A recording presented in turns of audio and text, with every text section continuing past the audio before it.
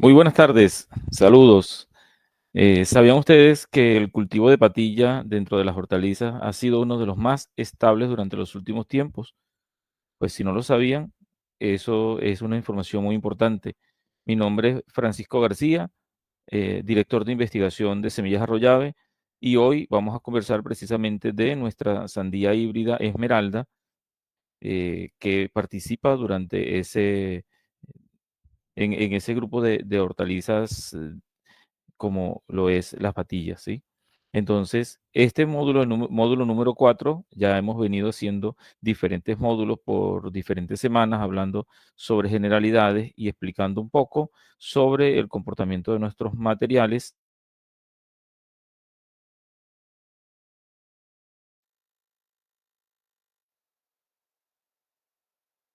Vamos ver un poco sobre el tema general de lo que va a ser un poco lo que vamos a conversar hoy. En la siguiente, por favor. Y digamos, de manera general, vamos a hacer un esbozo, vamos a hacer un recorrido durante, hablando, conversando un poco sobre los principales factores de producción que me pueden conducir al éxito en el desarrollo, en el ejercicio de sembrar y producir sandías de calidad, ¿sí? Como bien para todos los híbridos, no escapa que una de las condiciones importantes para el establecimiento de un cultivo tiene que ver con lo que es la preparación del suelo, la preparación de la tierra, del terreno donde vamos nosotros a decidir comenzar con el cultivo de sandía. Entonces, en el caso de la sandía, incluyo allí entonces nuestra sandía híbrida Esmeralda, es muy importante el tema del acondicionamiento, tomando en cuenta las distancias que se pueden utilizar para la producción del rubro, ¿sí? Haciendo inicialmente una labranza profunda, digamos, para eliminar o reducir las limitaciones que pueda tener el terreno para el desarrollo, para un buen desarrollo de un sistema radicular. Luego, esa función lo hace básicamente lo que es la labranza primaria. Luego, entonces, hacemos un acondicionamiento de la capa superficial donde vamos a alojar las plantas o las semillas como tal.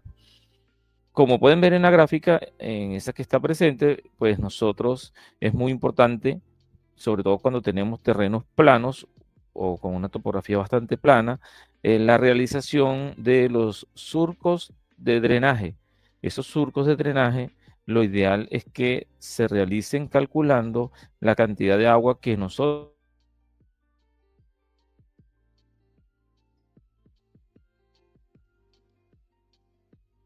de la precipitación de la zona donde vamos a desarrollar nuestro cultivo.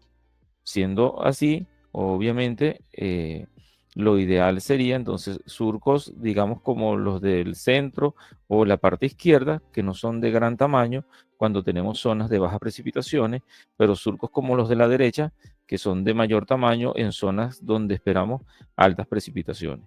Es muy importante todos estos trabajos previos al establecimiento porque digamos que uno de los factores que pueden afectar la producción de patillas son los excesos de humedad que pueda tener el terreno. Y la siguiente,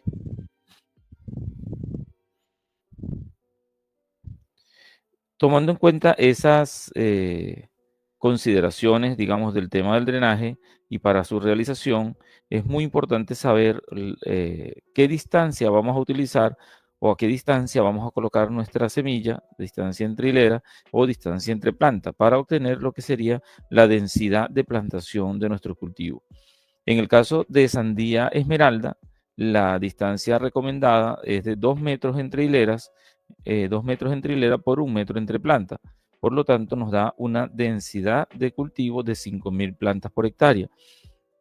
Y aquí, digamos, con este número de 5.000 plantas por hectárea, estamos viendo al mismo tiempo lo que es una ventaja comparativa de nuestras patillas, de nuestra sandía esmeralda, ya que la mayoría de las sandías con las cuales se encuentran en el mercado se necesitan ser sembradas a densidades más bajas, máximo por allí unas 3.000, 3.300 plantas por hectárea.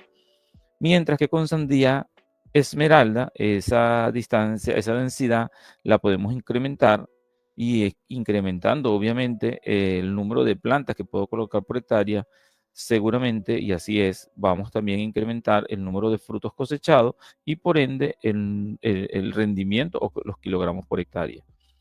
Esta es una, digamos, de la manera mecanizada, la forma en las cuales nosotros recomendamos entonces la densidad, pero en la siguiente lámina también vamos a ver, digamos, otra forma para aquellos agricultores que no tienen la posibilidad de mecanizar de su terreno, entonces las consideraciones en la preparación siguen siendo la misma, a pesar de que la forma en que se hagan pueden ser distintas. ¿A qué me refiero?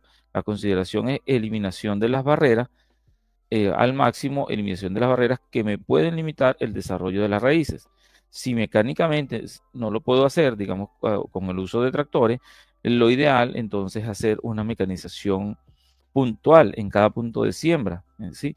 Entonces, eso es lo que estamos observando tanto en la lámina, en la fotografía del centro, como en la fotografía de la derecha, como los agricultores, entonces, en zonas donde la mecanización es muy limitada, realizan una preparación local en cada punto de siembra.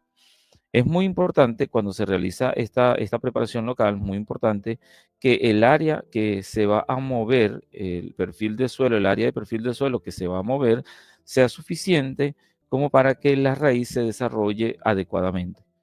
¿A qué me refiero con eso? Muchas veces cuando el jornal se paga, digamos, por tarea o por número de puntos de siembra que puedan realizarse, muchas veces los trabajadores hacen un mínimo, mínimo movimiento del tierra allí en ese punto precisamente para que le rinda el trabajo.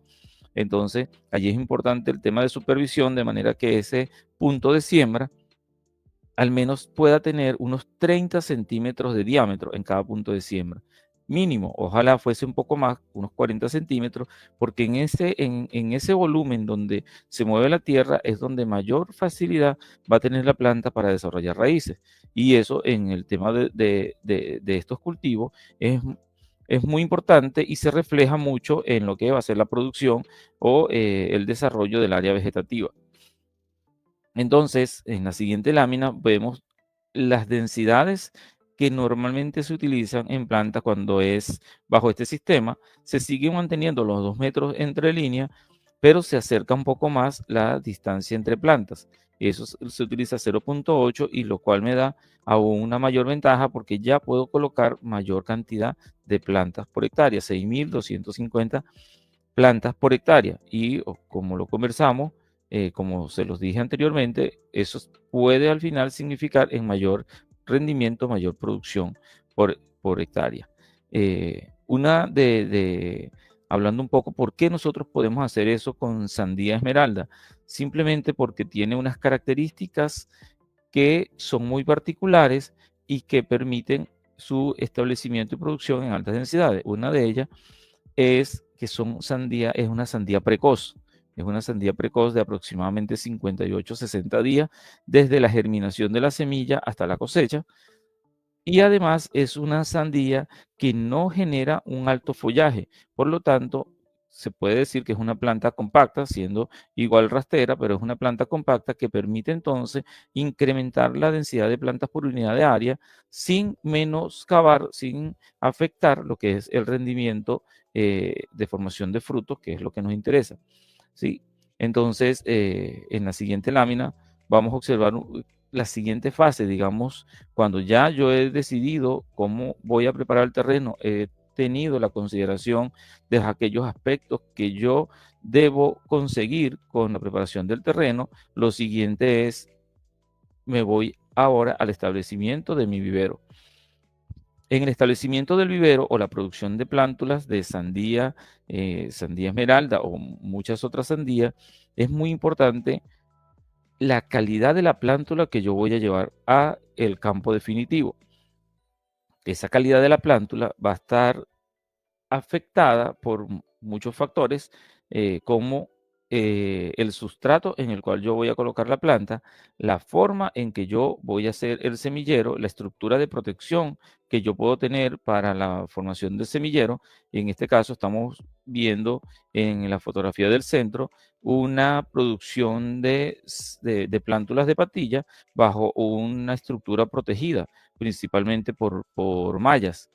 Y en el caso de la derecha, esos son casos particulares. Por ejemplo, en la época de sequía se puede utilizar esta, digamos, esta alternativa mucho más económica, pero igual que funciona muy bien, que es el establecimiento de mi área de plantulación abierto, a cielo abierto totalmente, ¿verdad? Sobre una estructura plana, donde yo debo garantizar un suministro adecuado de humedad, porque bajo esas condiciones ese semillero se produce, se seca muy rápido, entonces debo estar haciendo riego frecuentes durante el día para garantizar un desarrollo continuo.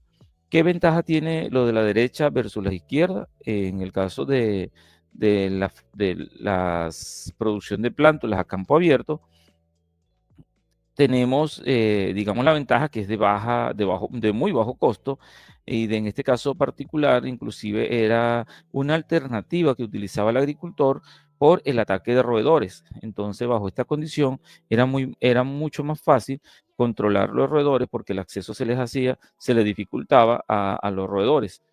Eh, Obviamente, una de las limitaciones es que eso no lo podemos hacer durante todo el año, porque en las épocas de lluvia realmente puede ser muy riesgoso la realización de plantuladores bajo este sistema.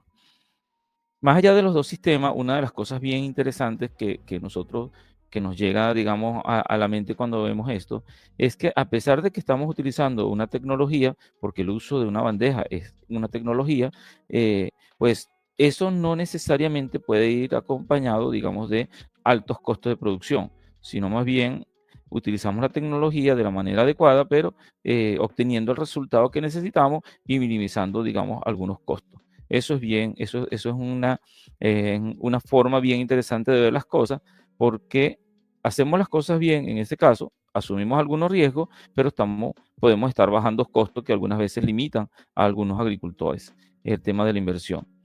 La siguiente fotografía, y vamos a ver también algunas condiciones.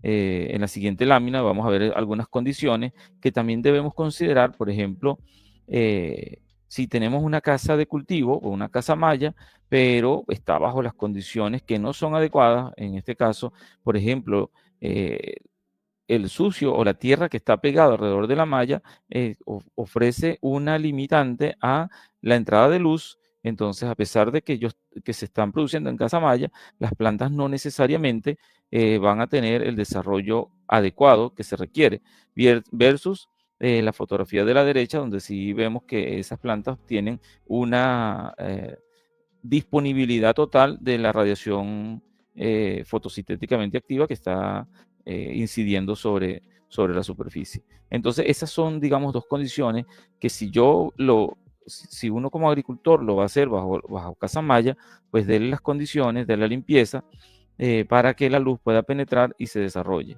Porque en el caso de semillas de sandía, son muy sensibles a la falta de luz, y esa falta de luz hace que produzca plantas alargadas, plantas etioladas y plantas que generalmente no se soportan un establecimiento en campo, porque ese cambio de sacarlas de la zona donde ellos están con baja luminosidad a campo abierto con alta luminosidad, es posible que les cause un estrés muy fuerte a la planta y al final el establecimiento sea muy bajo. Entonces, en la siguiente diapositiva, miraremos allí otra de las condiciones que son muy importantes, y que esta fotografía es tomada de lo que el agricultor hace día al día, y que son algunas de las cosas que debemos superar para obtener plantas de buena calidad. ¿Qué hacen algunos agricultores, principalmente agricultores de zonas de ciénaga?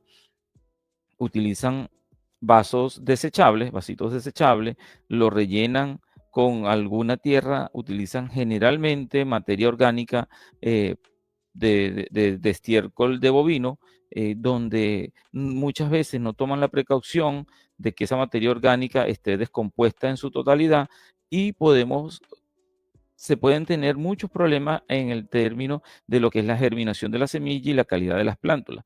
En este caso, veíamos lo afectado que estaban las plántulas en ese vaso y hicimos unas mediciones de la conductividad eléctrica que presenta ese, ese sustrato con el cual se llenó los vasos, y ahí podemos observar, por ejemplo, conductividades eléctricas de 4.16 decisimen por metro. Eso es una conductividad excesivamente alta para el desarrollo de unas plántulas de patillas, las cuales deberían estar en todo caso por debajo de 2 o de 1.8 decisimen por metro. Y esa condición afecta totalmente una planta, que es el primer paso para poder tener éxito. Entonces ya cuando yo comienzo teniendo plántulas que no tienen la calidad deseada, es más difícil garantizar un porcentaje de establecimiento y un buen desarrollo del producto en campo. Entonces, digamos, una de las consideraciones, si yo como agricultor voy a realizar plántulas o plantular, es conocer todas las condiciones que afectan esa plantulación, de manera de tener plantas de calidad. ¿Y cómo sabemos que tenemos planta de calidad? Lo podemos ver en la siguiente diapositiva, cuando son plantas que están formando su segunda hoja verdadera. Eso ocurre más o menos a los 10, 12 días, según la temperatura, por lo menos en zonas cálidas, ocurre a los 10, 12 días, en zonas un poco más frescas, con temperaturas, digamos, promedios de 25, 26 grados, puede ser a los 14 días. Entonces va a depender, pero digamos, un indicador fenológico, un indicador fenológico es aparición de la segunda hoja verdadera. Entonces, en la lámina, en la fotografía de la izquierda, vemos unas plantas donde apenas están formando la primera hoja verdadera y el crecimiento de la raíz también es incipiente. Mientras que en la segunda ya se formó la segunda hoja verdadera, y vemos cómo ese desarrollo de raíces es mucho más prominente. Entonces, allí, esos son, digamos, uno de los indicadores para saber que nuestras plántulas están listas para el trasplante. La siguiente, por favor. Y aprovechamos esta lámina para describir esas ventajas que nos da nuestra sandía esmeralda, que, como bien les decía, es una de las sandías precoces que se encuentran disponibles en el mercado colombiano, ¿sí? Tiene nuestra sandía esmeralda. Es una sandía precoz, más o menos alrededor de unos 56, 60 días a la cosecha. La corteza es gruesa y por lo tanto tiene muy buena resistencia al transporte. Eso es un beneficio, digamos, para el transportista. Presenta pulpa firme, crocante, con muy buen sabor y dulzura, inclusive superior a muchas de las sandías que están en el mercado, y eso es particularmente, digamos, muy común cuando los agricultores o el consumidor prueba sandía esmeralda. Siempre se lleva esa sensación de que son frutos bastante dulces, frutos con pulpas color rojo intenso, y además presentan semillas pequeñas. Digamos, desde el punto de vista organoléptico, eso también es un atractivo. Cuando usted parte una sandía y tiene ese contraste entre lo rojo intenso de la pulpa y las semillas que ellas presentan de forma pequeña y colores pardos claros o marrones claros. La forma del fruto son frutos oblongos alargados, característico de esos formatos Crickson. Peso del fruto alrededor de 14 kilogramos bajo buenas condiciones de manejo. Pulpa de color rojo intenso y la planta con buen vigor y uniformidad y adaptabilidad. Eh, Desde 0 a 1200 metros sobre el nivel del mar. Eso no es una limitante, pues yo en estos momentos les puedo decir que inclusive en mayores altitudes también podemos desarrollar sin ningún problema la sandía esmeralda, siempre tomando en cuenta que a medida que vamos subiendo, obviamente su ciclo se va a alargar. El ciclo de cultivo desde almácigo hasta la primera cosecha, alrededor de 60 días, y pues digamos que 75 días hasta la finalización de la cosecha, según las condiciones fitosanitarias que ella presenta. Todas estas características son, digamos, las vamos a ver un poco más en detalle en la siguiente lámina, o en las siguientes láminas, donde vamos a resaltar algunas características que son ventajosas. Veamos características del fruto. peso promedio de 12 a 15 kilos, frutos por planta 1.22. ¿Cómo realizamos ese indicador?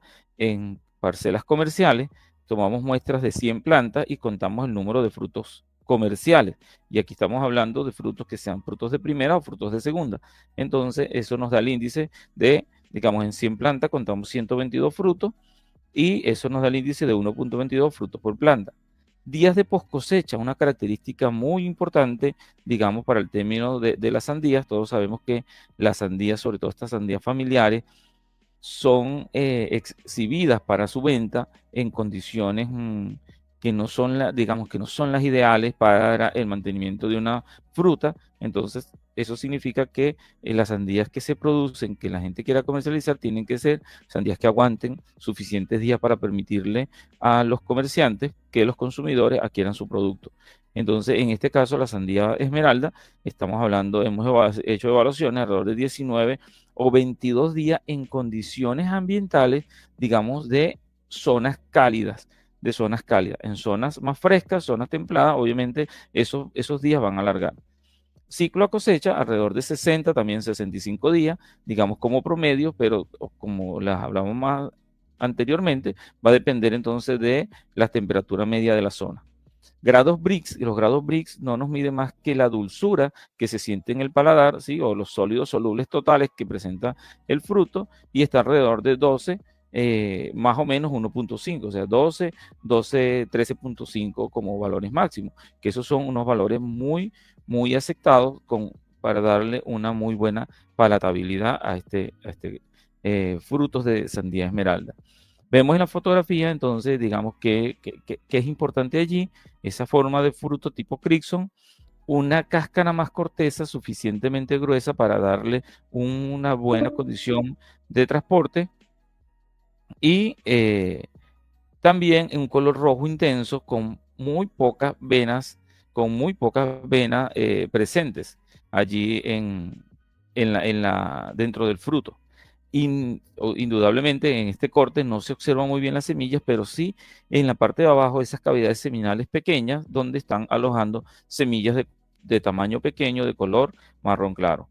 En la siguiente lámina vamos a comenzar a ver algunos factores de producción. Ya hemos hablado, digamos, de las características como tal de sandía esmeralda. Aquí seguimos viendo lo que es la forma del fruto. Y esta fotografía está muy buena porque además en ellas también podemos ver esa capa blanquecina que se forma sobre el fruto, que no es más que una capa cerosa o una capa hidrofílica, donde el agua desliza sobre ella, lo que le da unas ventajas, digamos, desde el punto de vista fisiológico, para que no sea tan atractiva para el tema de los hongos, ¿sí? Esa capa cerosa realmente son condiciones, le da condiciones a la sandía esmeralda como para que la planta se enferme menos porque no tiene condiciones para desarrollarse el hongo, ya que la humedad no permanece, no se queda sobre el fruto. Entonces, eso es muy importante es una ventaja que tiene sandía esmeralda, digamos, para el agricultor directamente.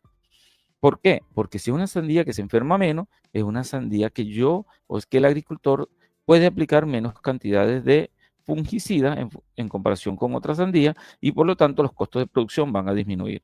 Entonces, por eso es una ventaja a nivel del agricultor y el agricultor así lo entiende. En la siguiente lámina, entonces, veamos un poco cuáles son, qué serían esas condiciones óptimas de manejo. Pues en este caso, el uso de acolchado plástico nos ayuda mucho, muy bien al tema de la retención de humedad, al tema del control de maleza, al tema de mejor calidad del fruto, porque el fruto se puede estar desarrollando sobre una superficie limpia y seca. Eso me da, digamos, unas ventajas de calidad comercial.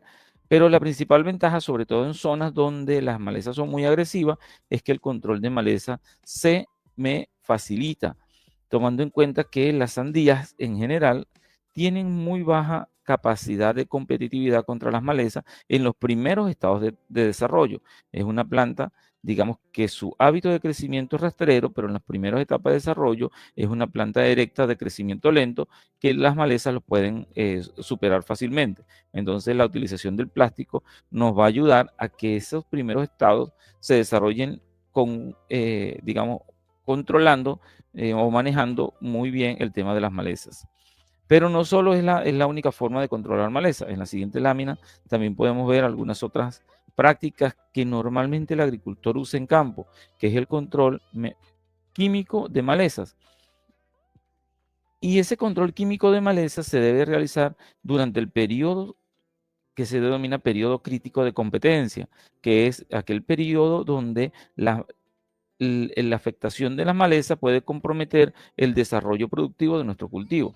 Entonces, normalmente eso ocurre desde la germinación aproximadamente hasta los 20 días después de sembrada, de emergida, en el caso de la sandía, específicamente la sandía esmeralda. Entonces, una de las prácticas que utilizan los agricultores es la utilización de químicos de amplio espectro, principalmente productos herbicidas de contacto, donde todo aquello que se toque, se humedezca con ese producto, le va a causar un quemado sobre la lámina foliar. Entonces, la alternativa o la estrategia que utilizan los agricultores es la colocación de envases plásticos que van a funcionar como una cúpula protectora para que el herbicida de contacto no haga redundancia, contacto con las hojas de nuestra patilla. Entonces, esa es una forma muy eficiente, muy rápida de controlar maleza y donde, digamos, la pericia del aplicador no es tan importante como la velocidad de los ayudantes para colocar y quitar los plásticos protectores de cada una de las plantas. Importante entonces en esa etapa se puede hacer una o dos veces, digamos, ¿hasta cuándo lo puedo hacer? Hasta que la planta de patilla quepa dentro de la protección de plástico para evitar el contacto con el herbicida. Entonces, esta es una de las maneras de controlar maleza durante ese periodo crítico de competencia. Otro de los factores importantes para la producción, lo vemos más en la siguiente lámina, donde es, digamos, la columna vertebral de una buena eh, producción del cultivo que sea. En este caso, sandía. Entonces, es lo que es el manejo nutricional. ¿Cómo yo debo garantizarle la nutrición a la planta para un buen éxito? Lo primero para nosotros determinar cómo hacer la nutrición es conocer lo que se denomina fenología del cultivo, que no es más todas las fases que el cultivo va a pasar desde que se siembra hasta que yo la cosecho. Todas esas fases son los cambios a nivel de las plantas que están relacionados con el tiempo. Entonces, cada una de esas fases, digamos, los investigadores, los estudiosos, han determinado cuáles son las curvas de absorción de nutrientes de la planta para un desarrollo óptimo o exitoso.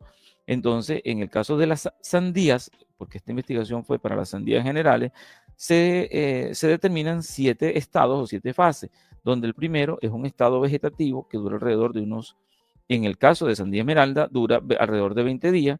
La segunda fase es donde la aparición de floración y cuaje de fruto, que es desde el día 21 hasta el día 30 aproximadamente.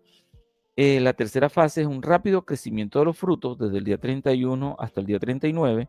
Luego tenemos una fase de un lento crecimiento de frutos, que es desde el día 40 a 47, y la maduración de frutos desde el día 48 hasta el 51.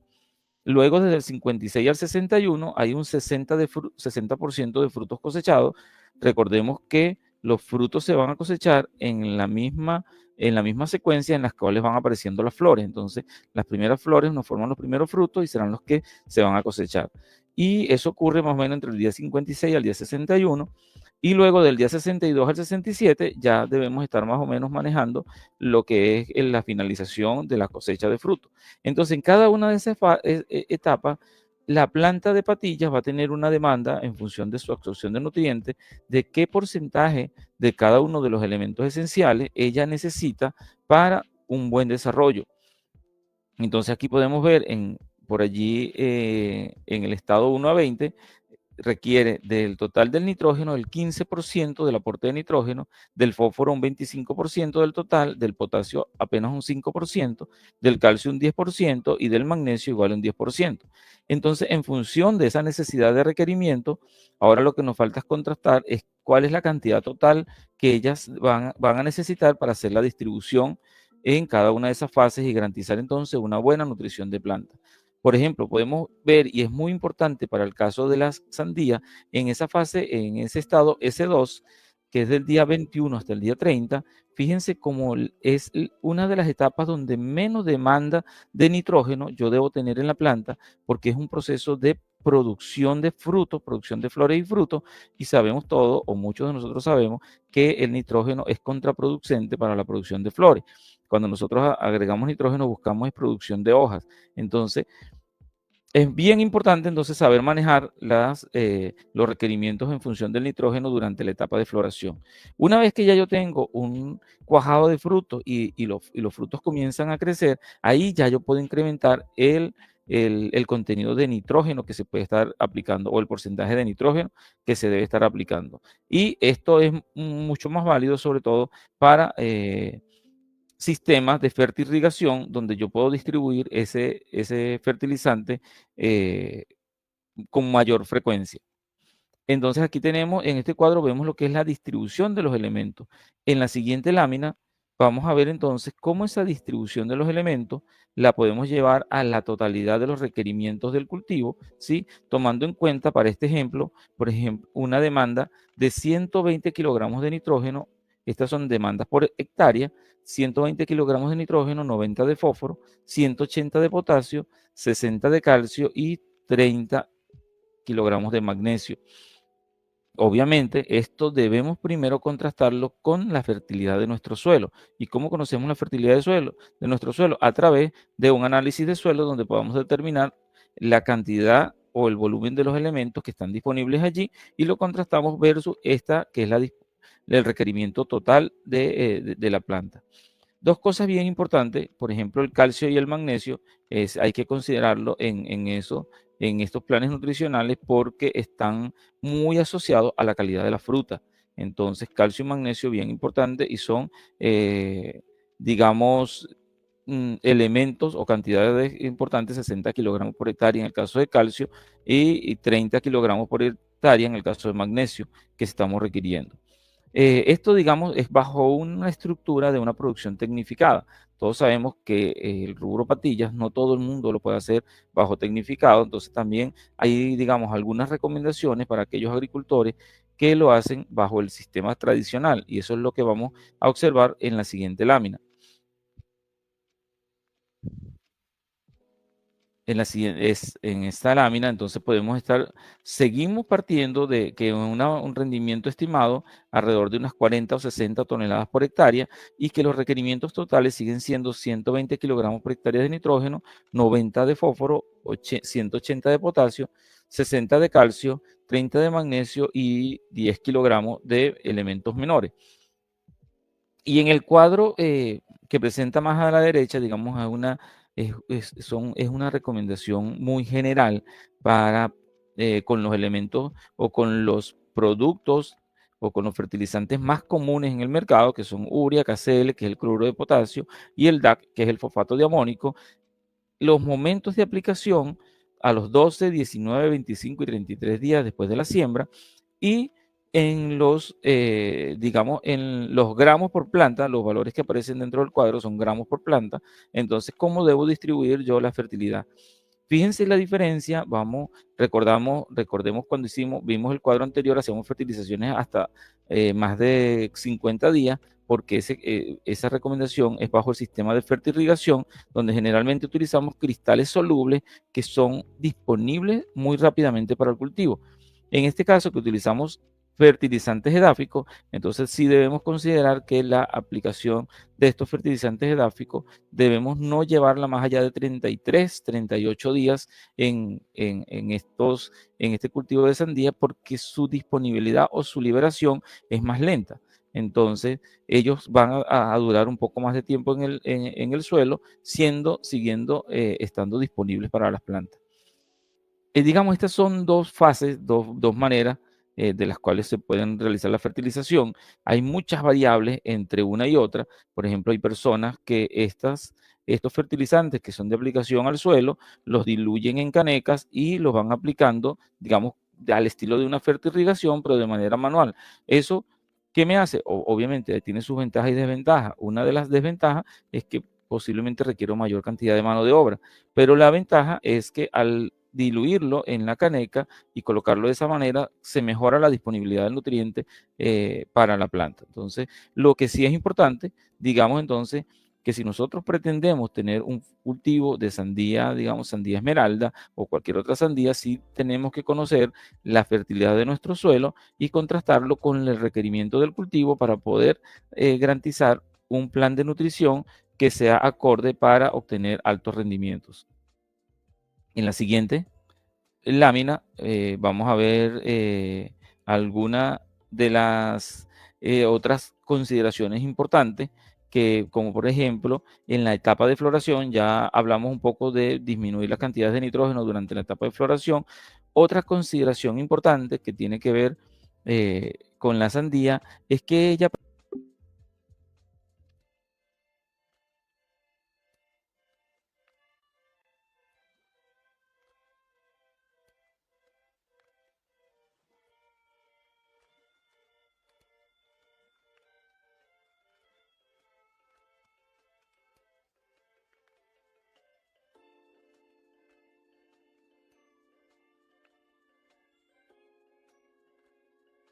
eh, algo sucedió, pero bueno,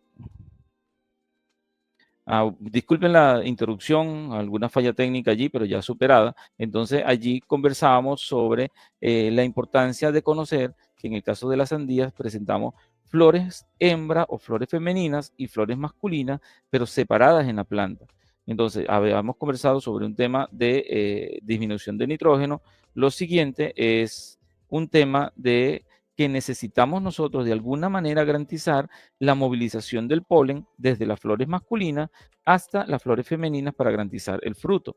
En la siguiente, en la siguiente vemos entonces esas flores, tanto a la derecha la flor femenina con un ovario ínfero y a la izquierda, además al centro, vemos una flor masculina. Entonces necesitamos, como les digo, garantizar que el polen que está en la flor masculina me llegue a la flor femenina para que se dé el proceso de cuaje y de producción. Y eso, el mejor agente, lo vemos en la siguiente lámina, que es la abeja Apis mellifera, ¿sí?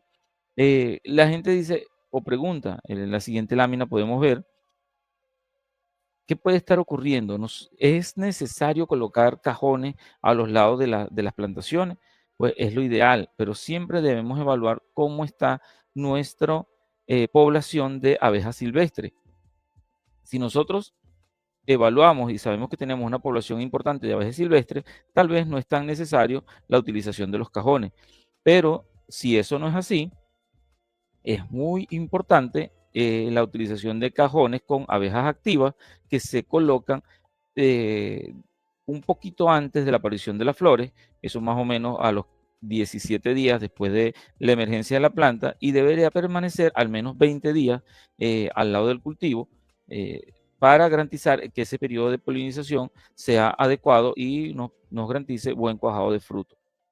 En el caso de las sandías, las hormonas de crecimiento del fruto se sintetizan a nivel de las semillas.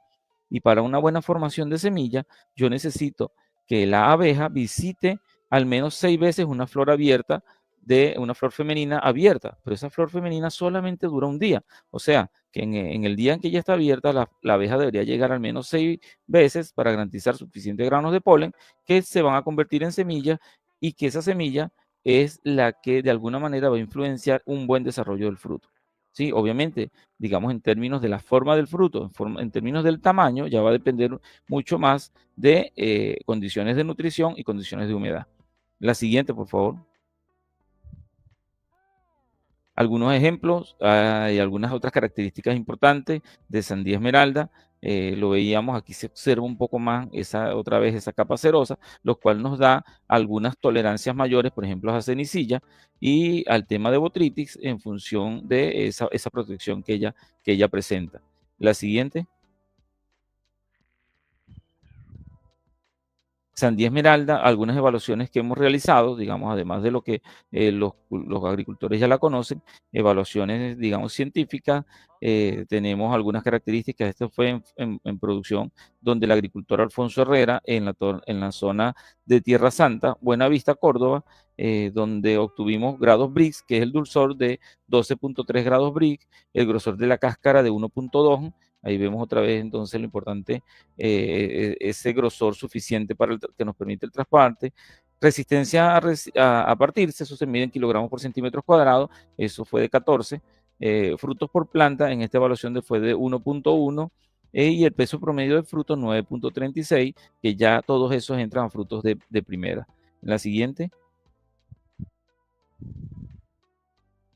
El señor Manuel Romero, este fue un caso bien particular, de hecho fue el nieto del señor de Manuel Romero, primera vez que sembraba patilla y obtuvo un lote con altísimo rendimiento en la vereda León, Montería, Córdoba. Esta foto también nos permite describir un poco las características de la planta de sandía esmeralda. Sandía esmeralda, como les decía, es una planta compacta y si ustedes pueden ver, si a pesar de que tiene muy buen desarrollo vegetativo, que hay una buena cobertura, pero no es tanto, digamos, como para hacer un cubrimiento de los frutos. Sin embargo, los frutos no se queman, digamos, gracias a esa capa cerosa que ella presenta, pero además esto le da una ventaja a los frutos porque tiene mayor aireación, entonces la incidencia de enfermedades allí es siempre menor que en aquellas plantaciones que son tan vigorosas que el agricultor dice, plantaciones que esconden los frutos, o sea que los frutos están debajo del follaje, pero que al mismo tiempo le dan condiciones de mayor facilidad para que los hongos puedan estar atacando. Entonces, este también es una ventaja, digamos, de nuestra sandía esmeralda. La siguiente lámina, también vemos otro ejemplo, vamos a ver otro ejemplo. Allí, este es el agricultor Gabriel Plaza, en la vereda Santa Fe, eso es vía Tierra Alta, Córdoba, también bajo la misma característica, cultivos con follaje con buena cobertura, pero digamos, con la característica de que dejan el fruto, digamos, no cubriendo totalmente el fruto, lo que me garantiza también de alguna forma, sobre todo en producciones en época de lluvia, que los frutos se pueden secar rápidamente y van a ser menos afectados por el tema de hongos y principalmente bacterias. La siguiente fotografía o la siguiente lámina, vamos a ver, esto es en la condición de Momil, el agricultor Manuel Ortiz, en la ciénaga de Momil, Córdoba, bajo unas condiciones completamente diferentes. Las dos anteriores fueron durante la época de lluvia. Si ustedes pudieron observar, en ninguna de ellas se observa riego por goteo. Esa es una de las características de la producción de patillas, digamos, en las costas colombianas. Bajo esta condición que de la fotografía actual es bajo la ciénaga de Momil, es en la época de sequía, pero donde se siembran en suelos que apenas están siendo drenados, son suelos que durante la época de lluvia están bajo las aguas y apenas las aguas van retrocediendo, los agricultores van sembrando directamente en el barro y posiblemente lo que necesiten es uno o dos riegos simplemente para la próxima, para el desarrollo del cultivo. Entonces, fíjense, bajo esa condición, también la misma observación, frutos expuestos que se secan más rápido, que se van a enfermar menos. La siguiente. Pero no solo en nuestras condiciones, digamos, en las condiciones de las costas, también tenemos experiencias en los llanos orientales, donde se produjeron sandías esmeraldas con muy buenos resultados, muy buenos follajes, esos suelos tienen mayor presencia de materia orgánica, en estos suelos sí se aplicaba riego y entonces vemos una cobertura total con muy buenas producciones. En la siguiente vamos a ver lo que es la calidad de la fruta, digamos, en esas condiciones, frutas inclusive que eran mayores de 15 kilogramos, ¿verdad? Con muy buena cobertura vegetal allí y muy bueno rendimiento. Entonces, siempre manteniendo, digamos, la ventaja de la precocidad de la planta. La siguiente. Esto es en Santander, Girón, el agricultor Jorge Serrano, también con una experiencia, digamos, él comercialmente sembró sandía esmeralda con muy buenos resultados, rendimientos por encima de 60 toneladas por hectárea. Y en la fotografía de la izquierda podemos ver ese rojo intenso y lo notamos ver también es las semillas pequeñas, ¿verdad? De color pardo claro que presenta.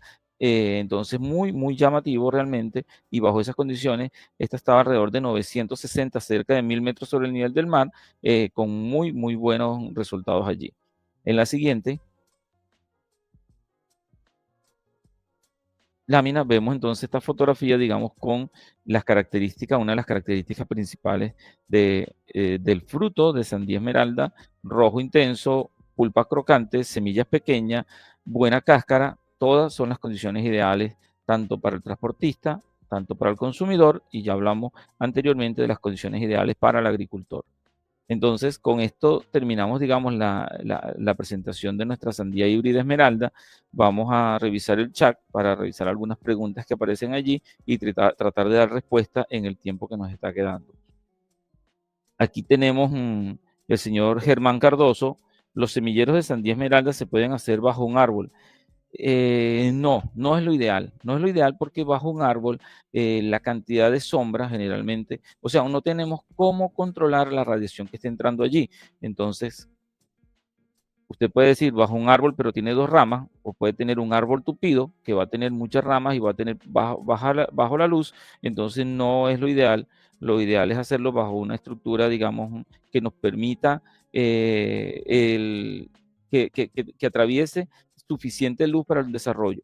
Entonces, en ese sentido, pues usted puede utilizar un sarán, que es una estructura, que es un material fácil de conseguir, y se hace, digamos, un pequeño techo con el sarán, que es mucho más uniforme, y allí vas a tener mejor condiciones para la producción de plántulas de sandía. Recuérdense que si hay mucha sombra, vamos a tener plantas alargadas, plantas débiles y que no van a soportar el trasplante. El señor Cardoso pregunta otra vez, ¿qué diferencia tiene la sandía esmeralda respecto a la Canaguay? Digamos, son sandías que entran dentro del mismo nicho, son sandías precoces. Sin embargo, Canaguay es mucho más precoz que esmeralda. Entonces, en ese sentido, digamos, la diferencia pequeña que hay entre una y otra es precisamente que esmeralda, digamos, puede ser unos 5 o 6 días más tardía que la sandía Canaguay. Del resto entran en el mismo nicho. Hay un tema también de aceptación de agricultores, pues, entre gustos y colores. Digo yo, en el caso de sandía, hay agricultores prefieren esmeralda, otros prefieren Canaguay, pero todos dentro del nicho de las sandías precoces, ¿sí?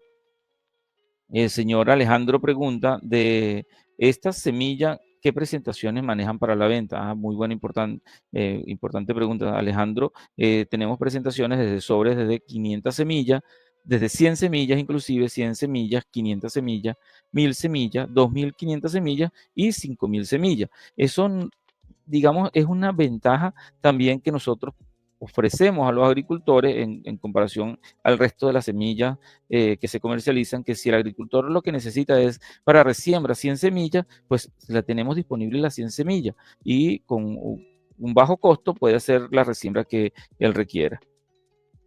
Juan David pregunta, ¿cuáles son los signos tempranos de enfermedades en sandía esmeralda y cómo se deben abordar? En el tema de enfermedades es bastante amplio, por eso no lo tocamos aquí en estos, digamos, 45 horas que tenemos, porque lo primero tenemos que ver dónde está ubicada la enfermedad. Entonces, podemos tener enfermedades del follaje, enfermedades de la raíz, digamos, de manera general. En el caso de la enfermedad del follaje, lo primero que usted puede observar son puntos necróticos, áreas necróticas, áreas amarillas, áreas pardas que comienzan a verse a nivel de las láminas foliares y que pueden ser indicadores de la presencia de hongo. Y en el momento que aparecen, yo debo hacer las correcciones necesarias. En algunas veces nosotros podemos hacer o recomendar aplicaciones preventivas cuando estamos produciendo bajo la época de lluvia, ¿verdad? Donde ya sabemos que las condiciones ambientales se prestan para la propagación de enfermedades. ¿Cómo se deben abordar? Generalmente, lo primero que usted debe hacer es cambiarle las condiciones al patógeno. Por ejemplo, ¿a qué me refiero? No utilizar altas densidades. Eso ya yo, utilizando la densidad adecuada, voy a tener un microclima mejor y obviamente puedo tener menor incidencia de enfermedades. Y lo último que yo utilizo es la utilización de fungicidas o de químicos, que ya en las casas comerciales pues tienen diferentes variedades y opciones para hacer el control de hongos o de bacterias. Juan Blanco pregunta cuál es la demanda actual del mercado para la sandía esmeralda y cómo puede un productor posicionarse mejor. Digamos, en el caso, la sandía esmeralda compite o entra dentro del segmento de lo que son sandías familiares. Es un segmento que ya está bien consolidado a nivel nacional. Una sandía familiar la consumimos en todas partes.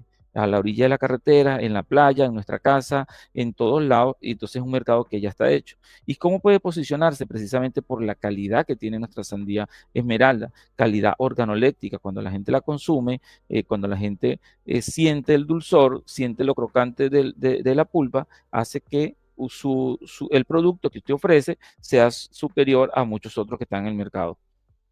Angie pregunta, ¿desde dónde puedo adquirir sus productos? Que no sea en Bogotá. Bueno, lo primero, mire, nosotros tenemos muchas opciones. Una de ellas que está disponible para todo el mundo es a través de nuestra página www.semillasarroyave.com. Allí usted puede contactarse con nosotros y puede usted adquirir el producto. No solo el producto, puede adquirir información, toda la información sobre nuestros productos, nuestros híbridos de sandías y de todo el portafolio que nosotros ofrecemos para el mercado colombiano. Entonces, además de eso, también tenemos una red de distribuidores a nivel nacional y también en la página web usted puede buscar la información del asesor técnico comercial que corresponde a su área con información de teléfono y con toda seguridad escríbalo o llámele que él le va a dar mucha más información sobre el tema que usted requiere para adquirir nuestros productos. ¿Cómo afecta la temperatura el desarrollo de la sandía esmeralda y cómo se pueden mitigar sus efectos negativos? En el tema digamos, de temperatura, lo importante es allí que existe lo que se llama un gradiente altitérmico. Ese gradiente de temperatura puede afectar acelerando o retrasando el tiempo desde siembra a cosecha. ¿A qué me refiero? En zona más cálida, yo puedo cosechar más temprano, digamos alrededor de unos 56 días, mientras que en zonas más frescas posiblemente el ciclo se me alargue, se alargue tal vez hasta unos 65, 70 días. Ya ahí hay una afectación en nuestro cultivo, ¿sí? Por el tema de temperatura. Obviamente la elevación de la temperatura siempre está asociada a deficiencias de agua, o sea, de un consumo mayor de agua. Entonces, una forma de mitigarlo es garantizando un suministro adecuado de agua y de humedad para poder garantizar el desarrollo adecuado del cultivo. ¿Cuáles son los principales desafíos que enfrenta el cultivo de sandía esmeralda y cómo puedo superarlo? La disponibilidad de agua. Ese es el principal desafío, digamos, en el caso de sandía. La, el requerimiento hídrico y que el cultivo pueda satisfacer su requerimiento hídrico. Recordemos todos que una sandía, que es lo que consumimos, está alrededor de un 93-95% agua. Entonces, para que la sandía se desarrolle, crezca y sea suficientemente rentable, yo debo garantizar agua al cultivo desde el establecimiento. Entonces, eso es, obviamente hay otros factores secundarios, digamos, de fertilidad, pero es muy posible que el suelo tenga una fertilidad suficiente y podamos desarrollar eh, también un cultivo satisfactorio. Angélica Flores pregunta, ¿qué métodos post cosecha recomienda para preservar la frescura y calidad de la sandía esmeralda? Consérvelo o almacénelo en lugares frescos y secos. Eso me da una condición para almacenar. A medida que esas temperaturas de almacenamiento son más bajos, ¿sí? Manejando una humedad relativa de alrededor de unos 80%, usted puede alargar la vida post cosecha. Hablábamos de 19, 22 días en condiciones ambientales cálidas, pero si usted puede bajar esa temperatura, seguramente esos días van a ser posiblemente 30 días de post cosecha manteniendo la calidad del producto. Con esto hemos terminado la sesión de preguntas. No me queda más que agradecerles por su permanencia, agradecerles por estar allí, siempre pendiente de lo que nosotros estamos ofreciendo a ustedes como agricultores, como consumidores, y pues invitarlos a nuestra próxima sesión, que va a ser el próximo jueves, donde vamos a hablar de otro de nuestros, digamos, ofertas de híbridos de sandía para tener producciones exitosas. Bueno, muchísimas gracias y feliz.